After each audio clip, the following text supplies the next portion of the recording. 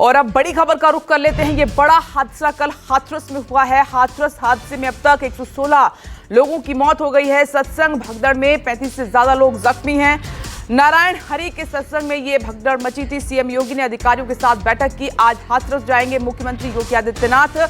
अधिकारियों को सख्त कार्रवाई के निर्देश दिए गए हैं। हादसे की जांच के लिए कमेटी बनाई गई है। तो ये बड़ी खबर आप देख रहे हैं। आज हाथरस जाएंगे मुख्यमंत्री योगी आदित्यनाथ। कल से इन्हें सिर बनाए हुए तमाम अधिकारियों और मंत्रियों को मौके पर कल ही रवाना कर दिया था, लेकिन ये उत्तर प्रदेश में अगर देखा जाए तो अब तक का सबसे बड़ा हादसा है, जिसमें सबसे ज्यादा महिलाओं ने अपनी जान गंवाई और इसमें बच्चे भी शामिल हैं। सत्संग में गई है इतनी बड़ी संख्या में लोगों की जान। और इस खबर पर वरुण सिन्हा हमें अपडेट और दे रहे हैं। वरुण, मुख्यमंत्री योगी आदित्यनाथ जाएंगे, तमाम अधिकारी डटे हुए, मंत्री वहां पर मौजूद हैं। जो घायल हुए हैं उनकी क्या स्थिति है? और कई अभी हमने वहां पर लोगों को सुना वो अपनों को ढूंढ रहे हैं, उन्हें वो लोग नहीं मिल रहे। उनकी मदद कैसे की जाएगी? उनके लिए क्या व्यवस्था की गई है? दुखों का पहाड़ टूटा है इन लोगों पर।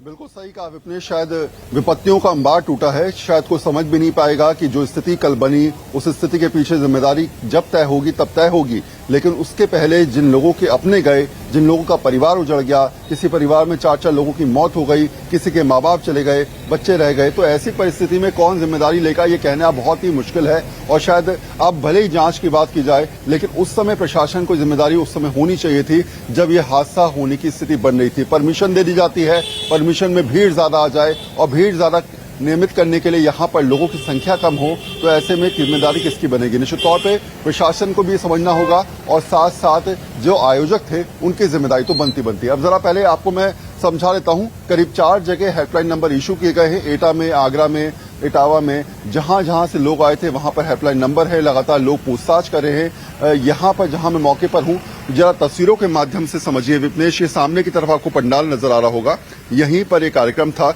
छोटा सा पंडाल है, बहुत ज्यादा बड़ा पंडाल आपको नजर नहीं आ रहा होगा। मुश्किल से 70 मीटर भी नहीं कहेंगे इसे, खेतों में बना ये पंडाल। यहाँ पर करीब 80,000 से ज्यादा लोग, तो केवल परमिशन की बात थी, करीब 1.5 लाख लोगों की कहने की संख्या हो सकती है कि यहाँ पर पहुंचे हुए थे। हजारों लाखों की संख्या में जब लोग यहाँ पहुंच जाएंगे इतनी सी जगह में, बारिश का मौसम है, और ऐसे में समझिए कि ये हादसा हुआ कैसे, ये भी मैं आपको समझाऊंगा। लेकिन पहले मैं आपको समझाता हूँ कि यहाँ जो तस्वीरें हैं, यहाँ जो स्थिति है, वो ये समझाने के लिए काफी है कि लोग किस तरीके से अपने स्थिति को उससे बचाते हुए नजर आए थे। आपको हर तरफ चप्पलें नजर आएंगी। जरा देखिए, यहाँ पर ये छोटी चप्पल आपको नजर आ रही होगी, ऐसी चप्पलें यहाँ पर बिखरी पड़ी हैं, लाइन से चप्पल बिखरी पड़ी हैं। अवशेष कपड़े बिछे हुए, फटे हुए कपड़े पड़े हुए हैं यहाँ पर। ये पंडाल की स्थिति समझाने के लिए काफी है कि यहाँ पर जो हादसा हुआ वो कैसा था। हालांकि अब ये कहा जा रहा है कि मजिस्ट्रेट जांच की बात की जा रही है। मुख्यमंत्री योगी आदित्यनाथ भी यहाँ पर करीब 1:30 से 2 बजे पहुंच सकते हैं। ये जो जगह है, ये जगह जहाँ पर पूरा ये कार्यक्रम हुआ था, ठीक सामने की तरफ वो जगह है जहां पर ये पूरा हादसा हुआ क्या था कि बाबा की गाड़ी जहां जा रही थी, उनके कदम जहां पड़ रहे थे, उनके पैरों की धूल उठाने के लिए भीड़ जो है वो उनके पीछे जा रही थी, और उसी सब में ये पूरा हादसा हुआ। सामने की तरफ जो खेत है, एक के बाद एक उसमें गिरते चले गए। पूरा पानी से भरा खेत था वो, और एक के बाद एक लोगों के गिरने के बाद स्थिति ऐसी बन गई कि ये हादसा बढ़ता चला गया। जरा मैं आपको समझाता हूँ। ये स्थिति मैंने आपको समझाई जहां पर ये पूरा कार्यक्रम हुआ था। सामने की तरफ अगर आप देखेंगे, ये हाईवे है, और इस हाईवे को पार करने के बाद अगर आप समझें तो ये सामने की जो स्थिति है वो ये कि यहाँ पर एक खेत है।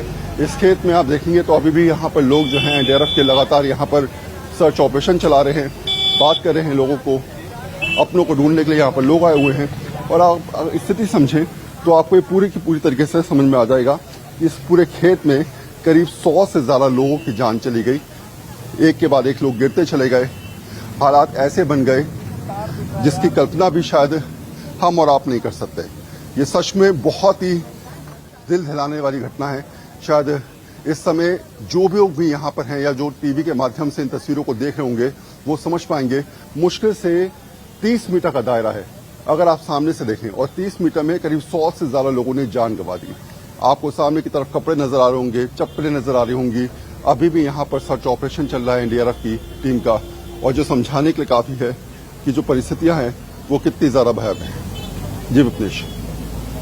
वरुण, ये बहुत ही बड़ा हादसा हृदय विदारक था, लेकिन इस मामले में ये तो मालूम है कि मिसमैनेजमेंट हुआ है, अव्यवस्थाएं हुई हैं। अभी तक हमने एक भी एक्शन नहीं देखा है इस मामले में। और दूसरा, अभी प्राथमिकता में ये है कि जो घायल हुए हैं लोग, उनका इलाज कैसा चल रहा है, जो अपनों के लिए भटक रहे हैं उनके लिए क्या व्यवस्थाएं की गई हैं।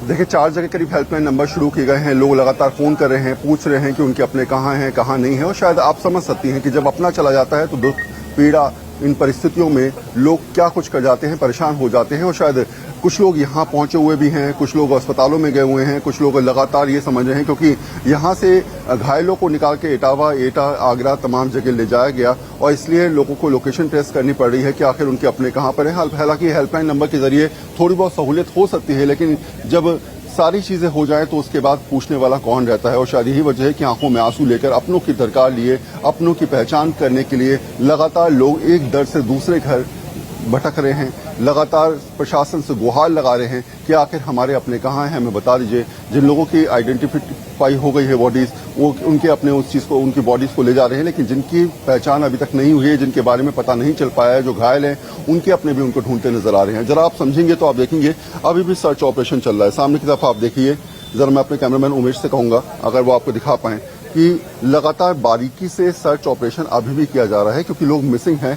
इसलिए ये देखा जा रहा है कहीं ऐसा तो नहीं कुछ लोग भगदड़ में आगे की तरफ चले गए हों या फिर कहीं ना कहीं ऐसी स्थिति बनी हो, इसलिए ये ऑपरेशंस इसलिए भी चलाए जा रहे हैं। दूसरी बात अगर आप समझें तो ये बहुत स्थिति साफ है कि लापरवाही नहीं, ये बहुत बड़ी लापरवाही हुई जिसकी वजह से यह हादसा हुआ। शायद आयोजकों की गलती तो थी, इसके अलावा उन लोगों की गलती भी थी जिन्होंने ये परमिशन के साथ साथ ये समझने की कोशिश करी कि इतना बड़ा आयोजन अगर होता है तो उसके पीछे जिम्मेदारी किसकी बनती है, किस तरीके से आयोजनों को लेकर जो है वो प्रिपरेशन होनी चाहिए। और अगर हाईवे पर इस प्रकार के आयोजन किए जा रहे हैं तो उसके बाद किस प्रकार से, किन स्थितियों के हिसाब से आपको जो है वो कहीं ना कहीं समझना पड़ेगा।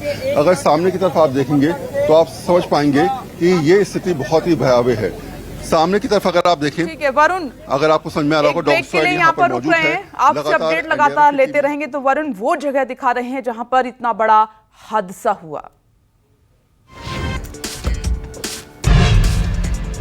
ये बड़ा हादसा हुआ है, इस खबर पर लगातार बने हुए हैं। आज हाथरस जाएंगे मुख्यमंत्री योगी आदित्यनाथ, मृतकों के परिजनों से मुलाकात करेंगे, सांत्वना देंगे, हादसे में घायलों से मुलाकात करेंगे मुख्यमंत्री योगी आदित्यनाथ। अलग अलग अस्पतालों में घायलों का इलाज चल रहा है, लेकिन 100 से ज्यादा लोगों की मौत, दुखों का पहाड़ तमाम परिवारों पर टूटा हुआ है। मुख्यमंत्री योगी आदित्यनाथ ने कल ही जांच के आदेश दे दिए थे, 24 घंटे में रिपोर्ट तलब की है और आज खुद हाथरस जाएंगे। हादसे वाली जगह पर भी मुख्यमंत्री योगी आदित्यनाथ जाएंगे, उसके बाद अस्पताल में पहुंचेंगे जहां पर घायल है, उनका इलाज चल रहा है, उनका हाल चाल जानेंगे। ये उत्तर प्रदेश में देखा जाए तो अब तक का सबसे बड़ा हादसा है कि एक सत्संग में 100 से ज्यादा लोगों की, अब तक जो हमारे पास जानकारी है, 116 लोगों की मौत हो चुकी है, जिसमें ज्यादातर महिलाएं हैं।